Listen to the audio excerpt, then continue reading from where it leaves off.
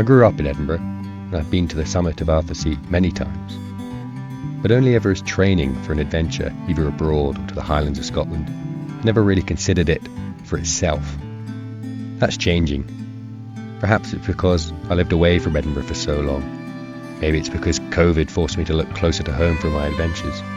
Maybe it's just a consequence of getting older. Whatever the reason, this newfound appreciation of Arthur's Seat is allowing me to see its beauty and not just view it as a tool for training.